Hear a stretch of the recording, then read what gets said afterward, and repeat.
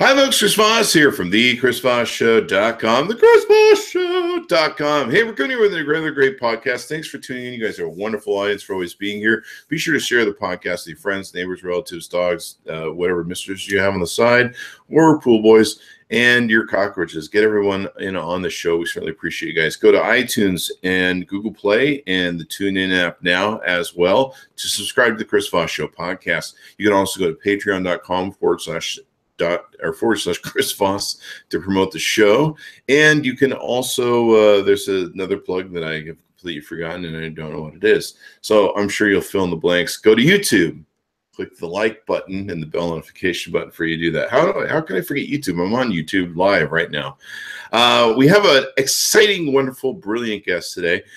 Kate Volman, I believe I'm pronouncing her name correctly. She'll correct me, I guess, if I'm wrong. Kate Volman inspires owners to create a better content to build their brand and grow their business. She's a host, small business strategist, and video content creator. Her love of entrepreneurship started over 15 years ago while working at the Boca Raton Chamber of Commerce. I just like saying Boca Raton. During her 8-year tenure there, she created programs, workshops, and initiatives to help small business owners build better relationships and execute results-driven marketing strategies. She spent 2 years as the marketing director for the City of West Palm Beach Community Redevelopment Agency, expanding their online presence with a focus on video marketing. She co-created a live morning show, created and hosts a weekly show called Action, and co-hosts 2 weekly live streaming shows online. Wow, she's more prolific than I am. She's an entrepreneur.com network partner, video contributor for startupnation.com and GoDaddy online publication, The Garage. And without further ado, Kate, welcome to the show. What's up? Thank you so much for having me. This is awesome. Thanks for coming on. Kate, am I pronouncing your last name correctly? You did, yes. Good. Normally I ask people that before the show, but I'm full retard today, I guess, which is pretty much what people tune in for. So, Kate, you do a lot of stuff. Wow, you've got podcasts and shows and everything else. Tell us about who you are, what you do, and let's help the audience get to know you better.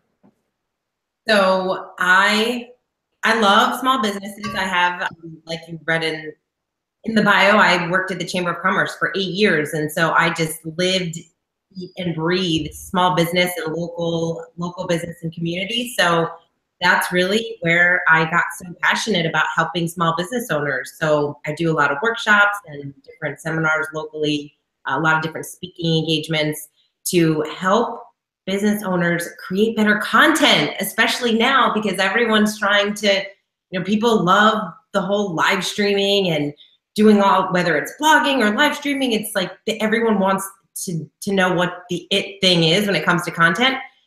And some people think, hey, my business is too boring, I can't create exciting content. And I would challenge them because I think any business can figure out a way that they can engage their community and do something really unique and cool to just build their community and build their audience.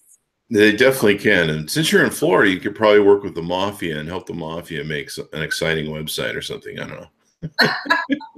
Sorry, I was just thinking in my joke head. I'm like, are there any industries that might not be funny and shouldn't be online? But no, I bet that's pretty interesting work where you're sitting down with people that maybe aren't very online proficient or they're not online yet, and probably as you're working with them to help them, figure out a way to get their online real estate running. Yeah, it's really. I do a lot of workshops on live video because everyone's talking about live. So I was so happy that we were doing the podcast live on video. Do it live. Because I love live. I think it's like the best. But a lot of people, they don't really want to do that. They get very self-conscious. They don't want to mess up and it's live, right? So I always like doing it live because I'm too lazy to write a script. And I can't even say script, so that's probably one of the reasons why I did go to public school. But then I also like riffing it, which sometimes goes really well. Most times it goes really awful. I mean, most of my audience tunes in just to see what the car crash is this week. Oh my gosh. I'm just kidding. But that's a great. You've been doing this for so long, right? Like you didn't just come out of the gate doing it really well. I've been a CEO all my life and had lots of employees all my life, and I've always been the big mouth. I've always been the yickety yak. You've got to sell the investors, you got to sell the employees on your vision, you got to sell everybody, the vendors. You get your constant talking, yickety yakking, PR salesman, and your mouth is always moving. Employees or people that were associated with a company used to be like, "Are you the idiot who writes those funny emails at 4 a.m. in the morning when you're clearly plastered?" But they are funny. And I'd be like, "Yeah." So I've always been the mouth. So when it came to social media, it just fit my big mouth really when it came down to it. It's like, this idiot won't shut up. Here's social media. This will show him. Oh my gosh. Well, everyone's got to find their thing, right? You find your thing and you roll with it. So yeah. And every business can do that. So I love happened to me in puberty, but that's another story. I don't know what that means. You just got to find your thing. So give us some of your website too, because I forgot to ask for you some of your plugs and websites so people can look at you and start researching you. You can find me at katevolman.com. That's VOLMAN. And on Twitter at Kate Volman. We were just talking before the show. I'm super excited because I finally, after years and years of saying I was going to, I finally started a podcast. So we're launching it fully in January. All right.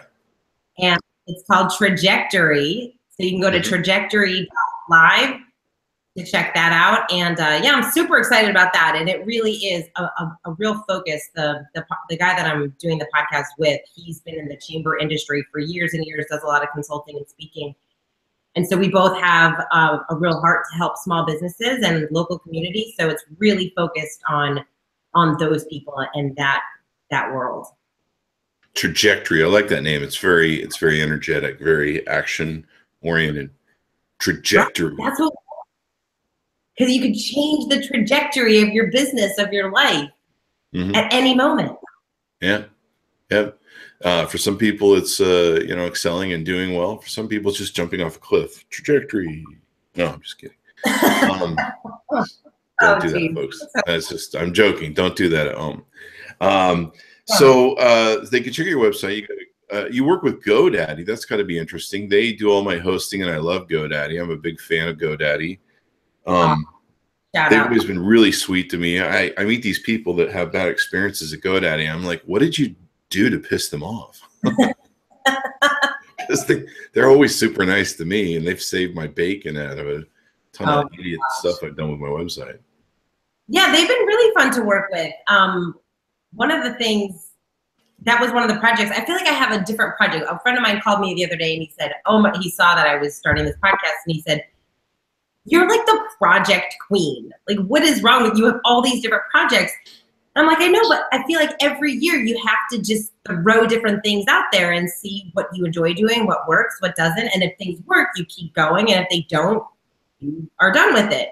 And so that was one thing that I got the opportunity to do a couple years ago by just reaching out and networking and figuring out who I needed to talk to get them to say yes to doing some videos.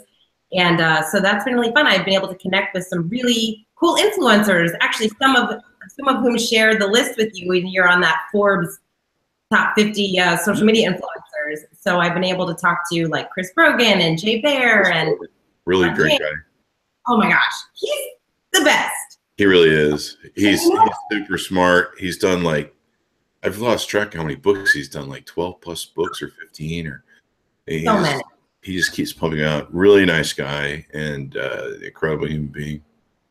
And I use him as an example all the time because I remember one time he shared that they're talking about content creation and building that community. He does an incredible job of building community. And for him, it happens to be online. And he said that so you get his emails on Sunday. So Sunday, we don't need more emails in our inbox, right? Because that's just boring. We don't need more. We need Chris Brogan, so. Right? But you get, I look forward to Chris's emails. On Sunday morning, I look forward to reading them. And I can't say that for many emails that I get. So I share with people that one time he said to us that his system, out of the years and years of him doing this every single week, the system didn't launch the email, so it didn't go out. He said he got like hundreds, if not thousands of emails from people saying, what happened? Why didn't I get my email? So I always challenge people. I'm like, what can you create that if you stop doing it, people will be like, what happened? We're like, what? Like, why isn't Chris live? Where's his podcast? You know, why? Like that to me is what we should all be striving for. Is like to do something so much that people would really miss it if you didn't do it. Yeah, I just realized that Bob Lefwitz, or whoever I usually get for my podcast, I haven't seen his emails lately. But no, Chris Brogan is really prolific. In fact, he has a Facebook group that's ironically called The Secret Group. And you're in it. That's probably where we met. The best. And he, what's ironic about it is there's like, I think 10 or 15,000 people in it that have all spread the word of mouth. So for it being a secret group, it's not a secret. But his ability to build communities like that is just intense and awesome. That group is just prolific for whenever I want a problem solved or I want really, really, really good advice and I want to pay for it. I can go into that group and drop a post and you get just gold freaking bricks coming out of the advice of people that are willing to share in there that they're probably charging their clients for. Oh, 100%. And that's the thing that's so cool. Like I used his group. One of my clients, they do a really big women's conference every year. And so I am tasked with helping them create the agenda and find the speakers. So the past 2 years, I've posted in that group because they all know that I'm like the online social media person, so I can get all in that world. So I posted that I'm looking for speakers and I get like 75 entries. I did a little Google form, people filled it out, and then I got to look through all those, see which ones I wanted to interview. And from those 75 people, I actually did a telesummit. 25 of them were from the secret group or somebody that tagged me on a person. So that, yeah, he has done an incredible job of building community. And he's been doing it long enough. I mean, he started blogging in like 2004. So they yeah, really were out ahead of this thing really far. And they had Chris has a really keen understanding and ability to figure these things out and be able to apply them and how they work, or be able to, he's able to look at the Rubik's Cube and go, this is how we solve it. And, one of the things that he's really good at I kind of, for a lot of years, I made the effort to build an audience and build a great audience and keep that audience growing, keep them engaged. But what I really failed to do for a long time that I learned from him was learn to build a community for that audience. And I'm still trying to build that community for the audience where they have a place to go and they have a place to commune, if you will. It's interesting. YouTube just came out. They've had it for a while. They've been slowly driving it out, but I just recently got the community tab on my YouTube channel. And so it's kind of an interesting thing now where on YouTube, they're working on these community things where you can have discussions, polls, just backchannel chatter with your community about what's going on your YouTube. And I was kind of like, this is going to be like the pay tab. No one's going to use it. But actually my audience is talking to me. And they're yippity-yapping in there. I'm not sure where it's going to go. It could go good or bad considering it's YouTube. But the fact that I can have a back channel chat with them and I can get feedback from them is pretty darn amazing. And that's one of the great things Chris did with probably any community he's built that I've ever seen. Yeah. And you make a good point because he got in front of it he was at a very good time in starting the whole blogging process and then building the business the way that he built. I look at my video now as a way for people to do that because you're on camera. People are getting to know you through your podcast, through your videos, really getting to know who you are and wanting to be part of your community. So any business out there could be doing the same thing. Like people are asking you stuff because now, they're getting to know what Chris knows, what you actually have knowledge on, so they know what to reach out to you for.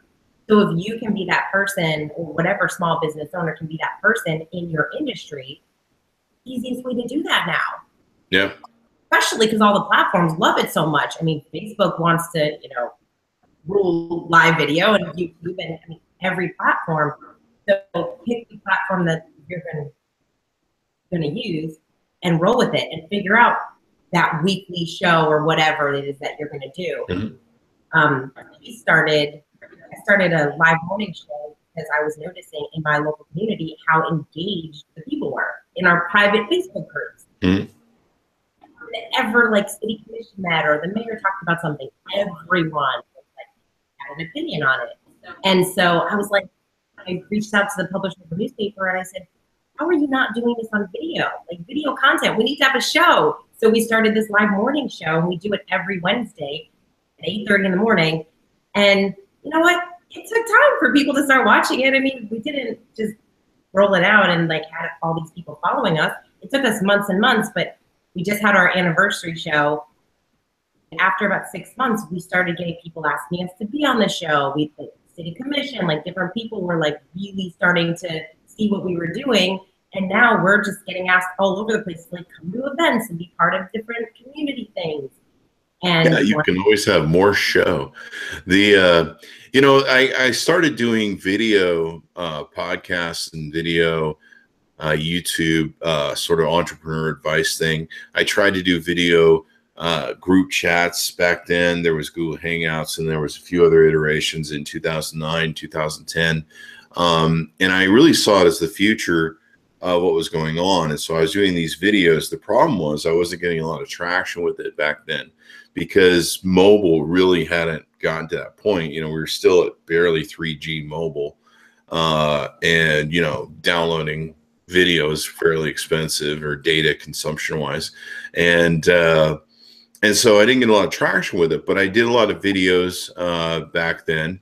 And what's funny about it is now that we've finally gotten to that point where mobile can easily consume it, process it, and serve it up very quickly and easily without a whole lot of, scrolling things going, we're trying to find whatever. People are going back and watching those old videos. I still, with the product reviews and everything I've done, I've still got people watching videos from 2011 and 2012, which just blows my mind that people are still mining that content. Yeah. Oh, I'm sure that's on YouTube. Mm-hmm. Oh my gosh, YouTube. That's the thing with YouTube. That's so cool. You can take videos that you've done forever ago and just tag them differently or edit them a little bit, and they are almost like a new video. Yeah. On YouTube for review, because I was looking at your website, I saw those videos are awesome. Everybody is searching for which camera to get, or which, whatever it is in your industry. Which is years ago, it started where people were coming up to me and they go, your kids watch my show, or my kids watch your show. And I was like, really? I swear a lot in that show. So, I don't know. I didn't really think when I did that show that kids should be watching it. But I guess that's cool. I think I did some dirty jokes back then. So, I don't know, Chris Hansen might be showing up at my door. In fact, I can think of there was a time in the podcast where there was a lot of comedy sort of stuff that you expect if you were in a comedy show, that, and it is marked explicit, but I used to tell people, I'm like, I used to just kind of cringe when people say our kids watch your show. I'd be like, oh man, I got to work at not swearing as much. And oh my God. Yeah. How old are these kids? Yeah, sometimes they're really young. They're just because they love the one thing that they used to love tuning in for is, if I had the iPhone or we've got the AT&T Samsung Galaxies here, so we're reviewing them. And so the kids, they love the new phones, so they're just tuning in and watching all the iterations we have of whatever the latest phone is. We've been doing that since I think 2012. And so the kids, they love to tune in and see the new phones and which one's better. And they really have turned YouTube into their generation's TV channel. I've even become bad that way, where about the only time I really consume media or TV, unless it's something interesting, is when I'm shoving some food in my mouth. And so I've gotten in the habit of just like, I don't turn on the TV. I turn on YouTube, and, I watch a 10-minute video while I feed my face and then go back to work.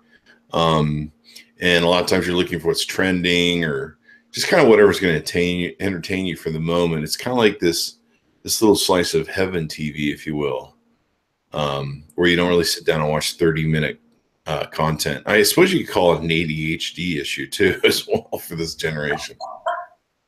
Yeah, maybe. But I think, that to me, I do the same thing. Like if I'm cooking something or if I'm in the kitchen, I'm usually listening to a podcast, but I definitely in the morning, I have my, I'll watch Stephen Colbert, just the monologue, or Seth Meyers, A Closer Look. I just love watching what their monologue was from the night before, but I would never stay up and watch it, nor would I ever watch the whole show. I don't need to see all the interviews of celebrities and stuff. I just want to get my little fix of the monologue because they're always hilarious. I have the same problem. I tune into those guys. Stephen Colbert, man, he's just, whoever his writers are, and he's an incredibly entertaining and funny guy on his own. But they just kill it on that show. I like Seth Meyers. And then who else do I like? I'm a big fan of HBO's what's his face? He did the movie Religiously. But Bob Maher? No. Bill Maher. It's one of those days. It's Monday. The brain's gone already. It's 2 p.m. and out the door. So tell us more about some of the other projects you're working on. So I've been doing a lot more workshops for our local community, talking about live video. And then also I have a program. So I'm on the board of the Women's Foundation of Palm Beach County. Shout out to them because we actually just became a statewide organization after about 9 years. So we're super excited. And I have a program that I do for them called Inspired Action. And that is all around finally taking something that you've been meaning to do, you've been wanting to do, and you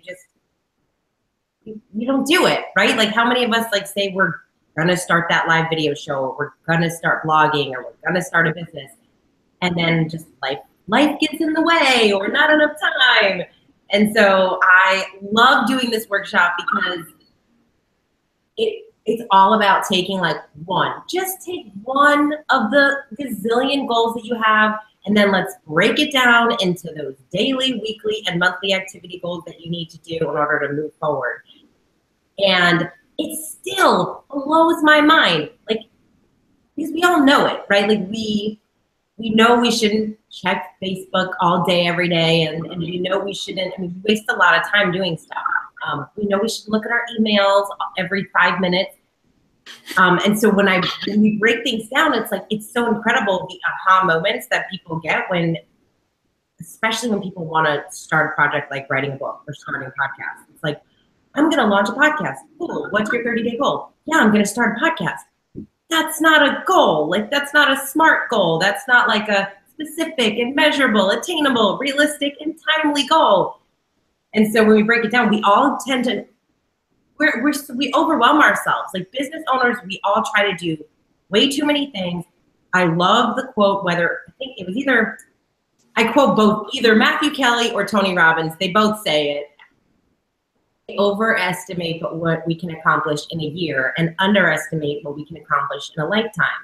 And I think that's the same thing to be true in a day, in a week, in a month. We all think we can do way too much. So when we really break things down, we're able to accomplish so much more. We feel better about ourselves. We feel like we're moving our business forward. We understand that things aren't going to be a quick fix. When people talk to me about their content, they're like, I want to build this massive community, and they think they're going to do it in a month. Like, you know, it's a long, content marketing, it's like a long-term play. It's going to take a while. I have some clients, God bless them, that come on board with us. And, you know, I'm like, we're going to grow your community. We're going to grow your Twitter, following your Facebook and everything else. And we start growing it. And they're like, oh, wow, this really looks easy. I mean, you just did that, Chris. All right. They're like, okay, so we're just going to stop for now. And then when we really get some stuff that we want to sell, we're going to take and come back to you, and we'll just get that community going again. And you're like, you don't realize it takes a long time to really build an active community. It takes years, and you've got to stick with it.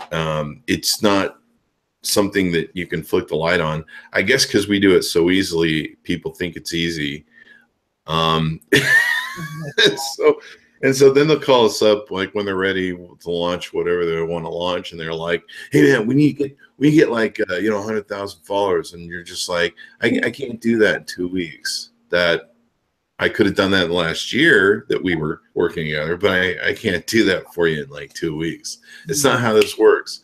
If it was, I'd be a billionaire, and I wouldn't be taking calls from you. You know, and so it's interesting. You know, it takes time. Here's an example. Up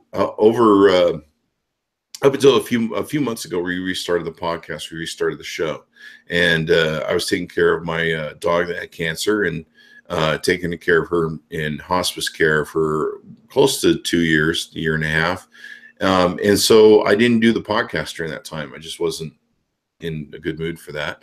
And what was interesting to me was people were still downloading the like old podcasts. It got to like, I think 20,000 views or downloads. And it was like increasing. And I'm like, holy crap, I haven't done like 2 years worth of podcasts, and people are still listening to those shows. And then I went back and I looked at the numbers, and I was like, holy crap, there's like a real still listening to my shows. And so that propelled me to start podcasting again once we got out of that situation. And so, yeah, building that audience is hard, but you've got to put the content out there. You've got to engage your community. And I kind of feel bad that over that time I didn't build the show and do more stuff, but we were doing something that was probably more important for me at the time. And but it was just amazing that content had such a life to it. Yeah. That's awesome. And a great example, because you were doing it consistently. Mm-hmm. You kept doing it, and you were focused on building community versus focused on looking at the numbers every day. Yeah. I mean, we still were advertising the podcast across Twitter and Facebook, and I advertise each individual show for a while that rolls through our streams of social media promotion. That's the one thing we do. We don't just do a show and put it down and forget about it, put it on iTunes and hope somebody sees it. We put it through the Twitter machines and the Google Plus machines, the Facebook machines, and we beat it to death with saturation as best we can. And so, not only do you have to build content and build community, you also have to do distribution and get that content out there. And that's a big part of what you do.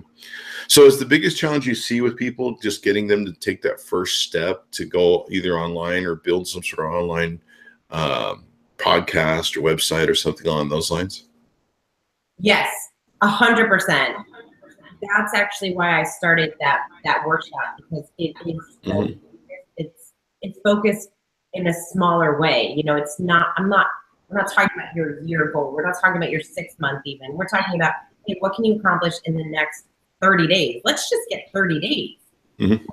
Once people start with that's why I love trajectory. Trajectory is all about take that first step, because what's going to happen when you take that first step is all of these other things are going to start happening that right now you can't even envision, because you already have an idea of how something's going to look. But just like what happened with your podcast, it never looks the way you think. People will respond in ways that you just can't imagine now, because you haven't created it yet. Like, you haven't built it. So that to me is really exciting for people. Like, and again, whatever industry. Like, I worked with an attorney he's an attorney, he's a divorce attorney, and we figured out a way for him to do this show that would be good to build his community and his business. Calls like, boring attorney. So I think you can only figure it out. You just have to be creative.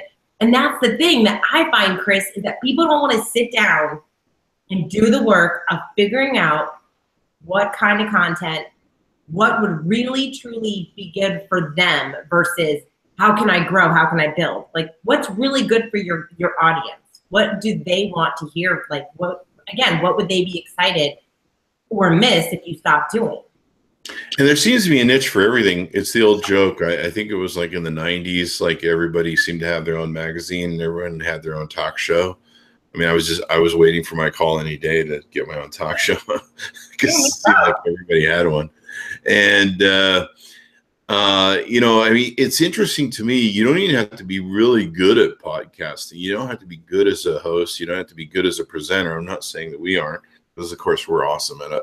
But a lot of people, they spend so much time preparing and, well, I want it to be perfect. And, it's kind of like a clay molding when you're molding the clay, like that scene from Ghost. I forget the type of clay they use with the water board that spins. You just don't put your hands on it and suddenly you got a Picasso there or whatever great sculpture. I flunked art, obviously, in public school. But, it doesn't, you don't touch it and suddenly it becomes this, a figure of Michael or David that's in, some museum. You got to work that. And for a lot of the time, it's just going to look like a piece of crap, bunch of mud sitting on a plate. And slowly it takes shape as you work it and do everything. I had that with the Chris Voss Show back in the day when I was trying to format all this crap and decide what I want to do with video. I was like, people were like, what are you going to call it? And I'm like, oh man, I call it social media XYZ, blah, blah, blah, name this, fill in this blank here. And I really struggle with it because I'm like, what if in 5 years I don't want to do this anymore? So I finally came up with calling it the Chris Voss Show. And the thing I loved about the idea is I could turn it to whatever I wanted. I could pivot wherever I wanted. And I've done that with the Chris Voss Show. And so sometimes just going out and doing it makes all the difference in the world. Absolutely.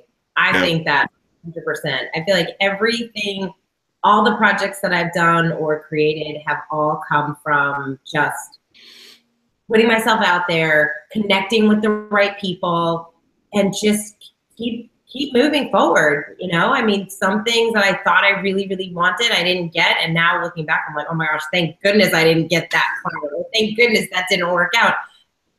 And now, being able to do some of the stuff that I get to do, I just, I love it. The guy that I'm doing this podcast with, I met him 12 years ago and we've remained such close and just, we have the same thought process and we've seen each other grow our businesses together. And, so I'm super excited to be working with him, but it wouldn't have made sense for us to do this 5 years ago or whatever it was. So build your community, build really great relationships. That's why I really feel like a lot of local businesses are so focused on online stuff that they forget that there's so much gold in your own backyard. There's people that, while just like with the secret team, great community people we can always go to. You have to build that face to face. You need to build that so you can call that person and 5 people to go do a little networking mastermind at your local coffee shop and see how you can partner together, see how you can collaborate with each other, because especially for any retail businesses, there's so much power in that instead of always focusing on the online stuff. And the cool part is when you have the offline stuff, it converts really nicely to the online stuff too. And so I just think people need to spend a little bit more time figuring those things out than just, oh, I tweeted a couple times and Twitter doesn't work. It's like you can't just do it a few times. Like, it's like when you're dating, you just can't ask 1 or 2 people out. And then if that doesn't work out, you just go, well, I'll just be a hermit for the rest of my life. Oh, wait, that's my life. No, you gotta, it's always a numbers game. That was an important thing I learned very early on in training for sales. It's always a numbers game. And you've gotta smash that giant funnel with as much stuff as you can at the top, so you get plenty of stuff coming out the bottom of that giant sales funnel, if you will. And it's all about making contacts, reaching out to people, and then from there chatting to people, and then from there making sales, whether it's sales of selling a product or service, or whether it's sales of people just listening to you and your information and everything else. And a lot of times you don't know when that information is going to turn into business for you in some format, whether it's a referral or whether it's some sort of other thing. I just last night, one of my friends runs a dog babysitting service, daycare, doggy daycare, and she also delivers animals for an extra fee and brings them, picks them up. And for the first year I spent with my huskies years ago, putting them in doggy daycare every day. Of course, I drove them down myself, but it was just kind of like dropping your kid off. And I recently found a guy who's really struggling here in Las Vegas, and he had his dog up, trying to give it up on Craigslist that I was looking at because we're looking for a new dog. And he was complaining to me about how he's working for 14 hours a day. And I said, I have a friend that I always see her videos that she posts on Facebook of her driving her dogs around and delivering them and picking them up. And it's kind of a fun video to watch because she's entertaining and and very smart about animals. And then she has like all the dogs in the background of the car, the seats folded down. And so there's like a whole herd of dogs in the back of her car. And I thought, you know what, I should tell this guy about her. And so I gave her a really good referral. I hoped I saved him from having to abandon his dog. Because I said, there's this doggy daycare that you can go to. He's like, I don't have time to drive those, do all that stuff. And I'm like, you know what, she'll come out and see you. So I sent her a referral. And because she was doing those online videos, just on Facebook, nothing really official, it clicked in my brain to send her a referral and send some business to her. And as a local owner or national owner of a company, you don't know where this business comes from sometimes. And being able to have that that stuff out there in the ether of the internet is a great way to get business. Absolutely. Oh my gosh, 100%. In fact, it's funny. I had a friend of mine reached out to me and said, "Oh my gosh, we need some help with some of our marketing and content. Can you come in?" So I'm like, "Oh, of course." So it's my friend. I thought obviously she thought of me and connected. So I get there. I didn't realize the CEO of the company, who I don't know, went into her office and said, "I've been watching this girl, Kate. She does these videos and it's always about like content or social media and business. And she sounds like I think that she might be able to help us. Do you happen to know her?" And my friend was like, "Oh my gosh, I can't believe that." She goes, "I feel bad. I didn't even think of you." But he saw my videos, and then I was able to go in and connect with them. So I thought that was hilarious that my relationship with her, like it was, because we hadn't seen each other in such a long time. I wasn't top of mind, but this guy was watching my videos, so I was top of mind. So that's such a great way. I mean, whether you're doing videos or I love like Neil Patel, how Neil Patel grew because of infographics. Like creating infographics was like his thing for a little while. He's kind of done everything now, but you pick the thing that people know you as. Like people tease me in my community because they're like, "Oh, Kate's here. Get your lipstick on. She's gonna go live like at some point today." So just become known for something, and then you stay that top of mind so people connect with you. Yeah. And so many people, they worry about, they get caught up in the whole production of it. Like, what am I going to do when it gets really huge and it's on TV and it's like, you shouldn't focus on a lot of that stuff. It's good to set goals, but I think of it as eating the elephant, just one bite at a time. And so I focus on just trying to do one great podcast at a time as best I can do it, distribute it well and share with our community, of course. But I don't really focus on like, I want to do 20 podcasts this week. I want to do whatever. And what's really been awesome is just focusing on building brick after brick of my social media online real estate, I like to call it. Just focusing on putting the bricks into place, not getting worried about the big, overwhelming, you know, I mean, I'd probably lose my mind if I sat down and said, I want to do X number of shows in a year. Recently, we changed the format of the Chris Voss Show, where it used to be kind of really techy and gadgety and very concise in that market segment, to where now it's pretty much wide open. We still talk a lot about business entrepreneurs, and everything else seems to be a great draw, and it's stuff I love talking about. But we opened it up, and so now it's fun to do the show, and that's what I focus on. But recently, I looked at like my YouTube videos. I've done over 3,000 some odd videos now on YouTube. There's over 3,000 posts on the Chris Voss Show. And I just woke up one day and it was that way, just because I focused on just, let's work on this brick, let's work on that brick. And I really didn't set out to do 3,000 whatever. I'm not even sure if you would ask me back then if I would have said I had 3,000 posts of content in me. Yeah. But you just focus on those little things and eating the elephant one bite at a time. And one day you wake up and the elephant's gone and you're like, well, next elephant. Right? That should be the title of my book. I ate the elephant. Next elephant. I don't know. But you know what? I think that's a really good point, because for you, like, that works for you. And for some people, they want to be really strategic and they want to get some stuff down. And so I look at this as, when people say, oh, is this good or is this bad? Or should I be doing this or should I be doing that? I don't know. I have no idea what you should be doing. And so I think everyone is different. So for some people, they need, actually, I just got my bullet journal. I'm so excited. I'm using the bullet journal method now for my 2018 planning. Oh, wow. I've never heard of the bullet journal. Tell us about that. You Google bullet journal, it's basically just a way to schedule and plan, but you kind of create your own pages. So you get the bullet journal, and like this one has just like dots instead of like lines, or it doesn't have like your months or anything. Cool. So if you Google bullet journal, you'll see all these, like, some people are super creative. They have like gorgeous I'm not. That's not me.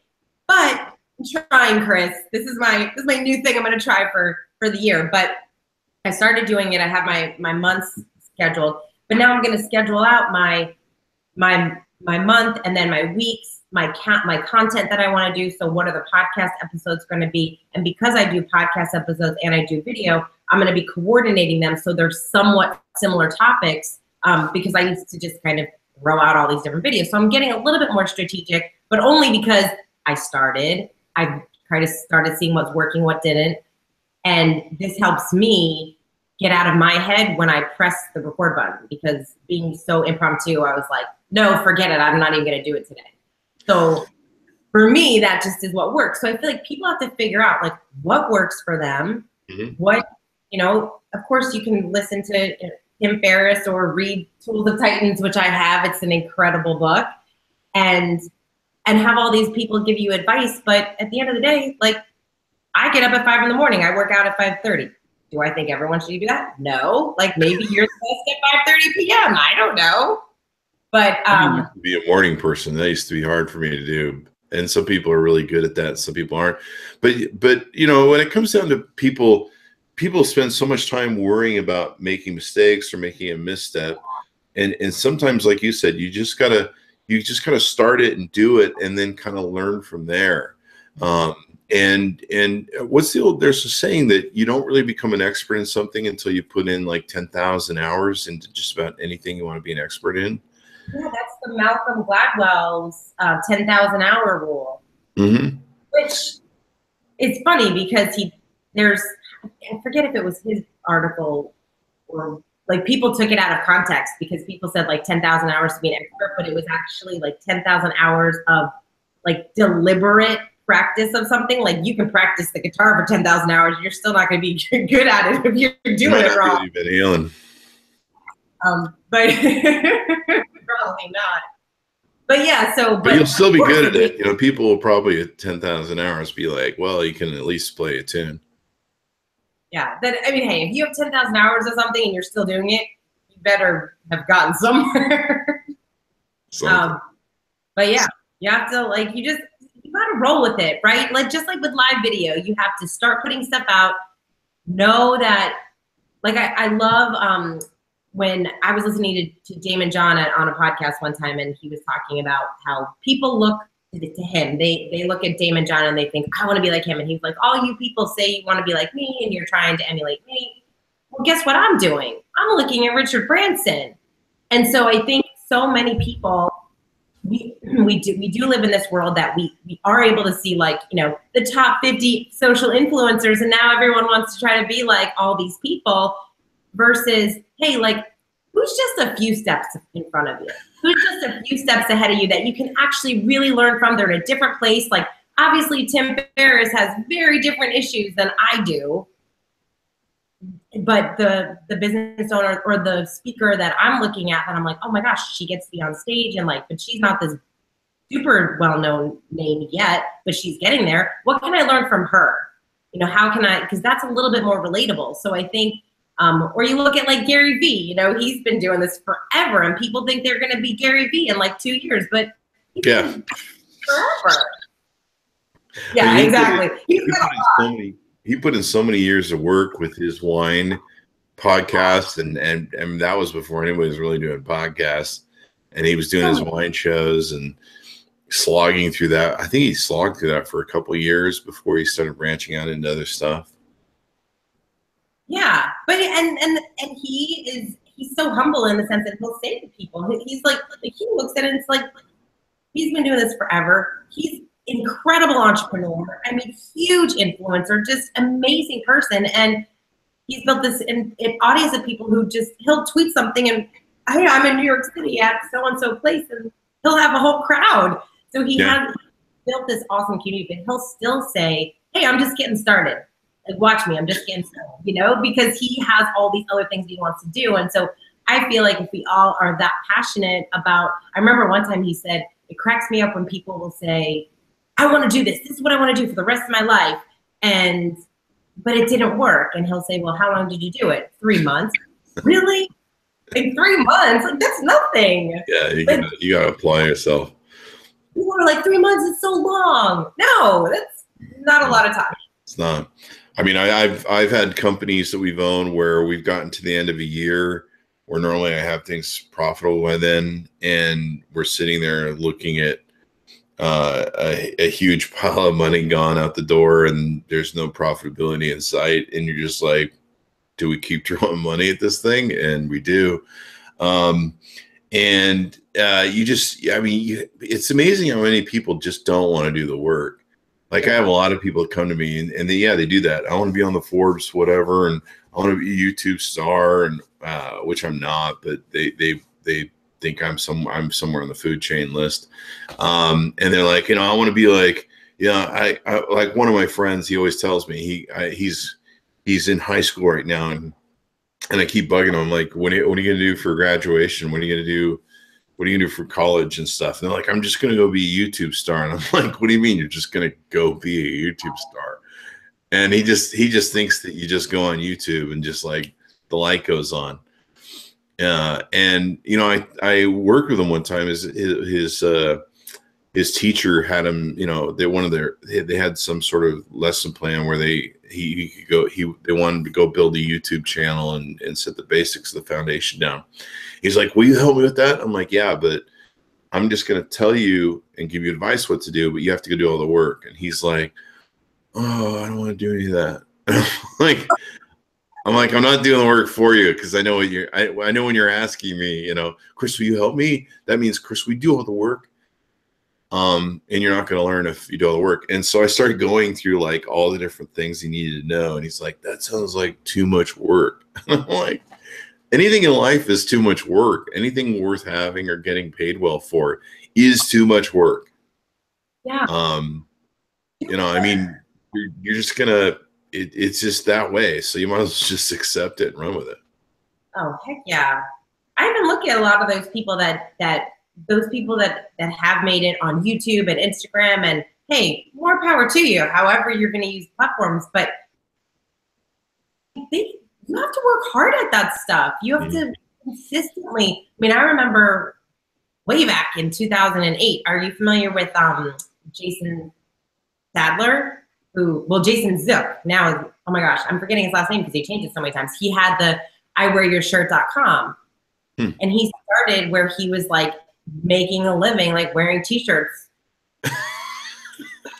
and doing, he started this, he said, hey, sponsor me and I'll wear a t-shirt and do a really fun video on YouTube and promote it to his audience. So that was 2008. Every single day for like 2 years, he did a video. He had to think of a new, not just video like what we're doing now, but like funny, edited, like using the product that he got. Something that the sponsor, that he knows that the sponsors would really love because they're obviously paying him. And that's a lot of work. And of course, it looks super fun on the outside when we get to see him doing all these really fun videos and looking all fun and happy. Yeah, it looks great. But that's a lot of behind the scenes work. And you know that, and I know there's a lot of people that just look and say, oh, they just click, all of a sudden they have this video up and now they're making $1 million. I mean, no, that would be nice. So I look at anyone that's able to, be creative in that sense and come up with new and fresh ideas to leverage online video or whatever social media platform. Hey, good for you. And again, it just, instead of trying to mirror all those people, I would say, challenge people to say, what's the thing that I can do? Again, what's the thing that I can do in my business that's going to be different? It's going to be unique. And I just think a lot of us don't, like you said, it's work to figure that thing out. You're probably not going to figure it out in one sitting in an office around a table. It's going to take conversation. It's going to take collaboration. It's going to take like really thinking things through. And you have to, my new thing for this year is like fall in love with the process. Just fall in love with the process of creating all this stuff, of seeing what works and what doesn't, and stop getting frustrated. Because you'll figure it out, it's gonna come, and you just have to really give yourself a lot more credit, because everyone makes a lot of, most of the business owners I talk to, they've done a lot. And they sit there and they say, I haven't done this, I haven't done that, and I have to remind them, look what you have accomplished over the past year. Let's not discount all of the work that you did.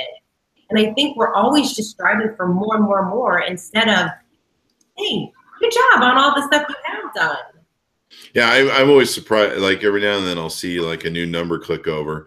Like the YouTube channel just recently clicked over 50 million minutes viewed, and they didn't start measuring those till September of 2012. So whatever those were before aren't counted in that number.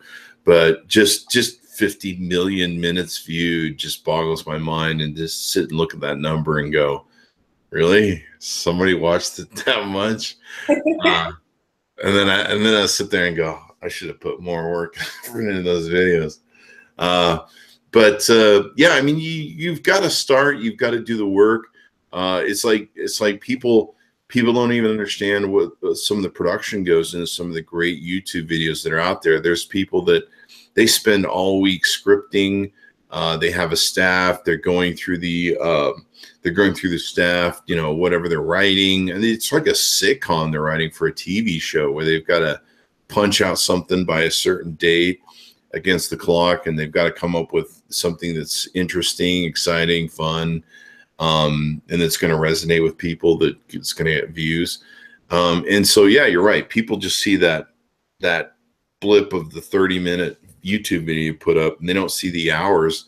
I know there's some people on YouTube that they do really intense productions, and they spend sometimes a month putting it together, and they, it's got 50 million edits, and that's the other thing people don't understand. A lot of these YouTube video kids, they look really funny on camera, but if you put them on a stand-up stage, they'd fail, because they can't punch the jokes as quick as they do. And a lot of times they just film the video as a whole, and then they do those cut scenes.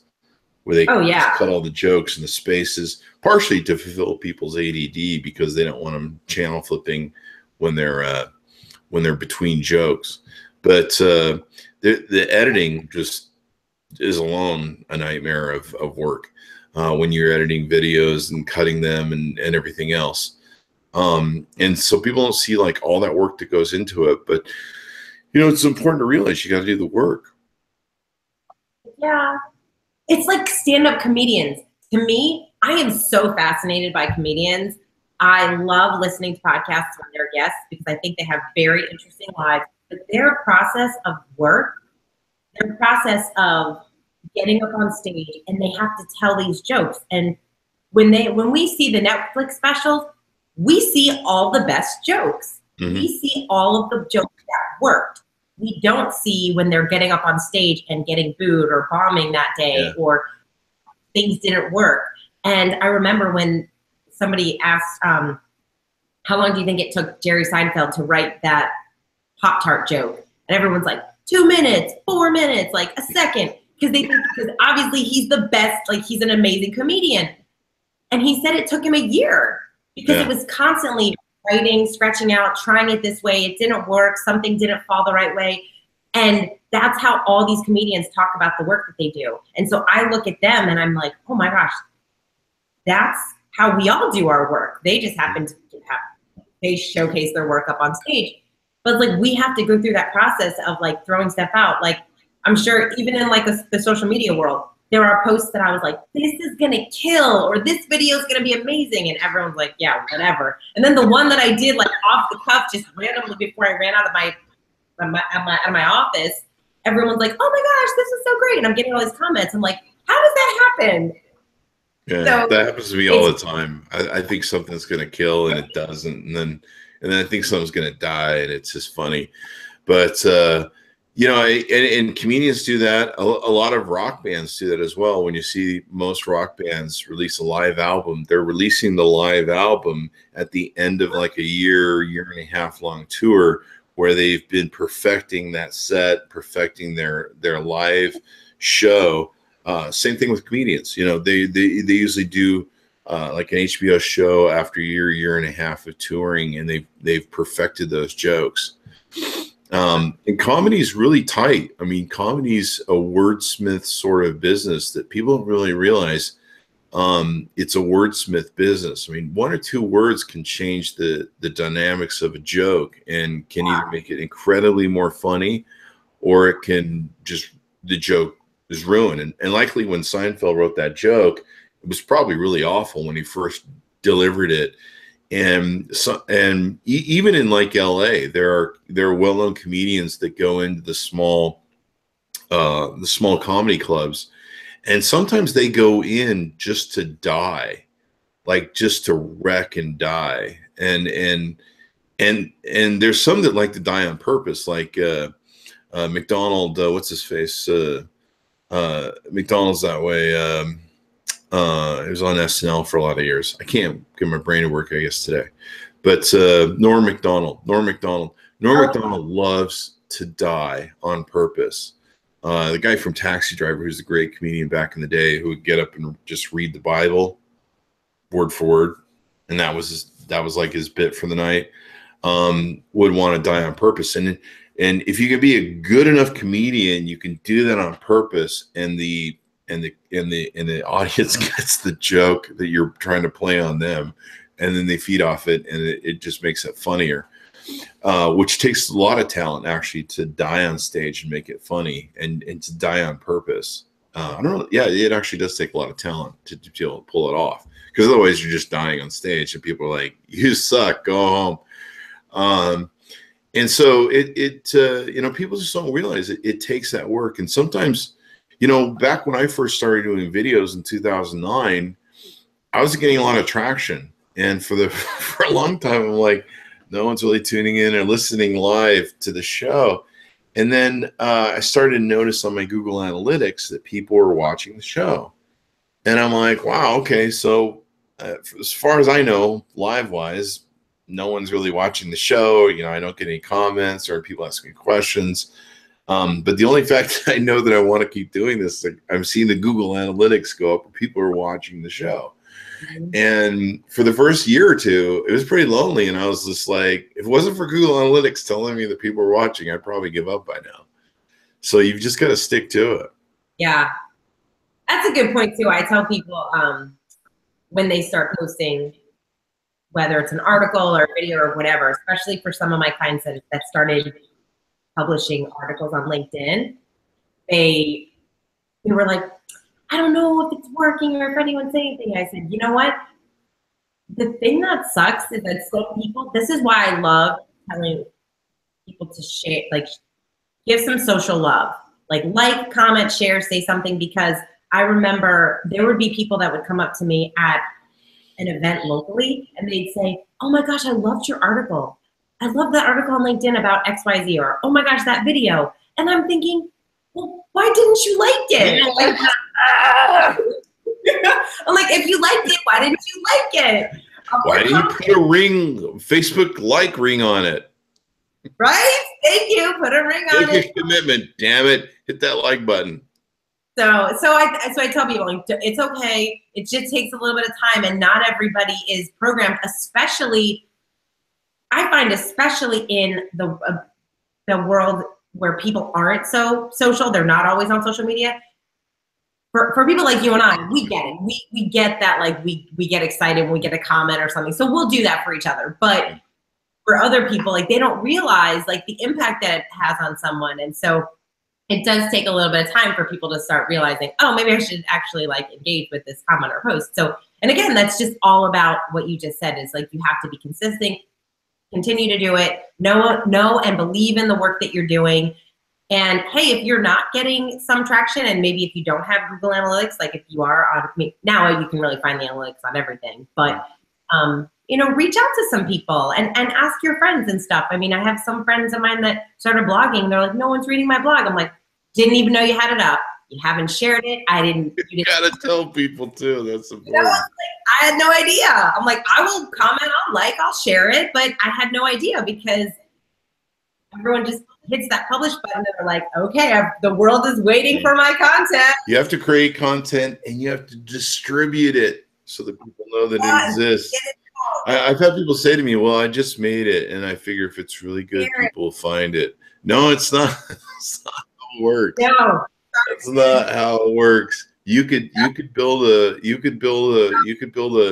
a giant pyramid somewhere, and if you don't tell people about it, no one will come see it because no one knows it exists. You know, you've got to advertise it, market it, and everything else. But yeah, it's interesting to me how many people have so much trepidation about, well, I want it to be perfect, and it's like, you know what, it's not going to be perfect. I mean, if you probably go look at my first videos that I did, they're probably awful. The ones I did last year, I probably think are awful, and they get better and better. But a lot of that content, you never know when it's going to click.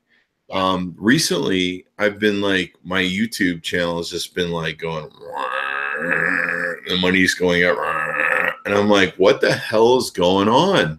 Like, I haven't done anything really new. I think the new podcasts are driving some of it, but it turns out there's some video I did of me going to this tourist attraction here in Las Vegas where you get free burgers if you weigh more than 350 pounds, which I did at the time. And so I did a big humor review of this place. That video is like just suddenly turned on and rocketing, and it goes through jumps. It's always constantly turning on and off. And there's some other referral it's getting from someone else's video that's really huge about this place, and it's driving my video, and it's just creating these crazy views. I had the same thing happen to me one time with BuzzFeed, where one day I just woke up and like all of a sudden all these video views are going on. It was like a rocket ship. It was like this giant spike in my numbers. I'm like, what the hell is going on? That's like some video I did years ago. And BuzzFeed had picked it up and put it on their channel, and there it was. And so sometimes you just never know when this content is going to click with somebody, when it's going to turn the key, and when it's going to rock and do something for you business-wise. Absolutely. Mm-hmm. I wonder, do you think the live has been helping with your YouTube channel? Yeah, it's definitely been helping because I've been doing it we're trying to get to almost a daily show with a podcast. And of course, live events help. And that's helping. But that one video is actually, the great thing about YouTube is if you can get one hit, it lifts all boats. Rising tide lifts all boats. So everything's getting helped by it. But yeah, I think me coming back in the podcast live event space is helping as well. But yeah, it's just funny. You just never know what's going to click. And I've had that over the years where suddenly like one video will just take off and I'll never see it. Like I remember years ago, one time I bought like I was cutting the cord, getting away from all the cable companies. And, it's like, okay, we're going to do this cord cutting. So I started reviewing all these cheap HD TV antennas, you put on your wall and you get a signal for your TV.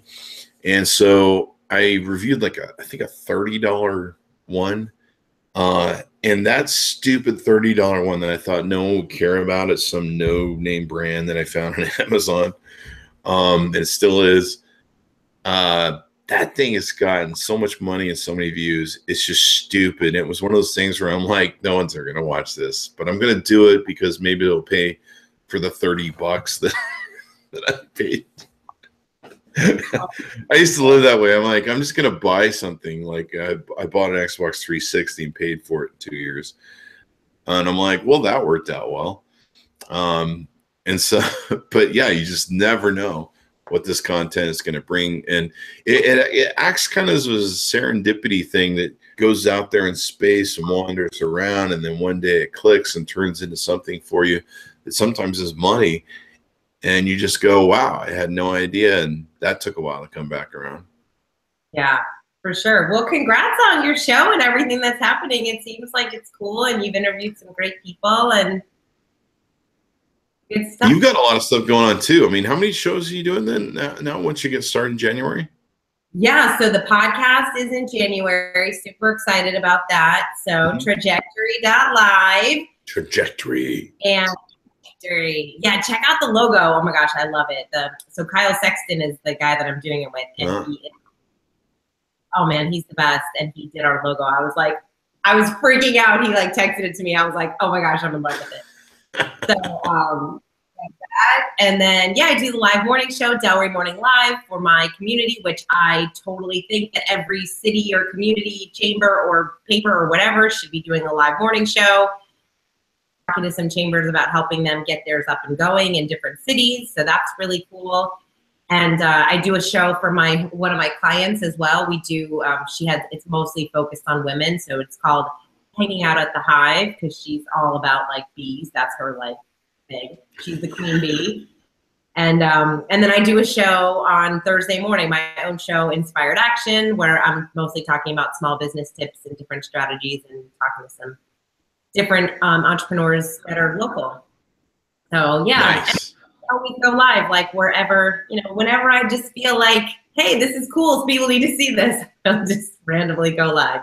I'm going to the Social Fresh conference this weekend on Friday and Saturday, so I'll be there doing some live video, talking to some great people. Actually, Jason Falls is going to be there. I've never met him in person. And Brian Fanzo is going to be there speaking, so I get to meet some other influencers online, and it'll be fun. Mm-hmm. Yeah, it's so great now that with these mobile devices we can process this video. Facebook just released a new video format for its what used to be its Mentions app. They're now calling it Facebook content or something. It's on my iPad, and so they're trying to take a new run at going up against YouTube. YouTube's kind of faltering, so there's definitely space for people to come in there. And I'm hoping that 5G networking will come out in the next year or two. I think late 2008, I think, is when 5G networking is going to come out for phones. And that would be really awesome because it'll play your videos faster, download faster, all that sort of good stuff. And video content for me really is the future. And I love video content as well when it comes to podcasts, because trying to sit down and write like a like a really interesting, well-worded, perfectly spelled. Spelling and grammar aren't really my thing. I went to public school, and hey, don't knock that's my excuse in life. Whenever I fail, I went to public school, and they just kind of go, oh, "Okay." But I went to Betsy DeVos's public school. So there's a lot of work and preparation that goes in that. And I'm like, you know what? I suck at grammar, spelling, and putting the commas in the right place. I'll just do a podcast because I don't have to worry about any spelling or commas or periods at that point. Oh my gosh, that's awesome. Hey, like we said, do what works. It works for you. Pick your platform. I love video content. I'm trying to be a better writer, so I actually did hire an editor, and she has been kicking my butt because she's actually really great. Like, she helps me take like a 15-word sentence and make it a 5-word sentence. I'm like, how did you convey exactly my thoughts in like half the amount of words? But I'm learning a lot from her, so. Yeah. Awesome. Well, Kate, it was wonderful to have you on the show. It was wonderful to meet you. Give us your plugs once again so people can take a look at you and start listening to your shows. Yeah, you can find me at katevolman.com. It's the easiest place. And, of course, trajectory.live. Check out my podcast in 2018. And, hey, tweet me if you're listening to this. I would love for you to tweet me at Kate Volman and see if I can just connect with some of you awesome people in Chris's community. Sounds good, folks. For having me, Chris. This is awesome. Thanks for coming on. You're welcome anytime. We always love wonderful guests on the show, so feel free to hit me up anytime. And we want to get the show. I think this week. I mean, I'm booked solid, like 2 people a day. We want to get the show to where there's a show every day. People never know what's coming on. It's not tech gadget centric anymore, so that's really important to me as well. Cool. Well, yeah. I'll share it. Thank you. Well, everyone check out Kate Volman online and her links. Be sure to give us a like, subscribe to us on YouTube, hit that bell notification button so you get the notifications for all the times we have the new shows going up. Go to iTunes, Google Play, and now the TuneIn app, and you should be able to find us on any podcasting software out there, or app, I should say. Be sure to go to patreon.com/Chris Voss, and you can support the show and get in private Facebook communities as well. So there's that. Anyway, thanks for being a great audience and tuning in. We certainly appreciate you guys and look forward to hearing you next time. Thank you, Kate. Have a good one.